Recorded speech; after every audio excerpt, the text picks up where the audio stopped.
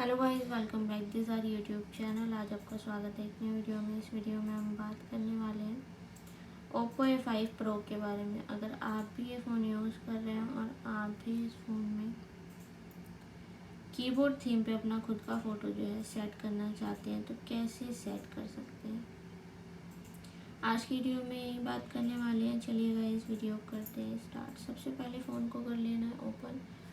Phone को open करेंगे, इस टाइप से इंटरफेस देखने को मिलेगा। बहुत सारे ऑप्शंस देखने को मिल जाएंगे। इनमें से आपको सेटिंग्स के ऑप्शन पर क्लिक करना है, सर्च का ऑप्शन मिलेगा, क्लिक करना है, सेटिंग्स का ऑप्शन मिलेगा, क्लिक करना है, थीम के ऑप्शन पर करना है क्लिक, प्लस के आइकन पर क्लिक करना है, ऊपर की तरफ स्क्रॉल करना है। अपना जो फ़ोटो है जो आप सेट करना चाहते हैं उसको सिलेक्ट कर लेना है, डन पर क्लिक करना है, साइज सिलेक्ट करना है, नेक्स्ट पर क्लिक करना है, डन पर क्लिक करना है, अप्लाई पर क्लिक कर देना है। क्लिक करेंगे, आप देखेंगे कीबोर्ड थीम पे आपका खुद का फ़ोटो जो है हो जाएगा सेट। इसी टाइप से आप सेट कर सकते हैं।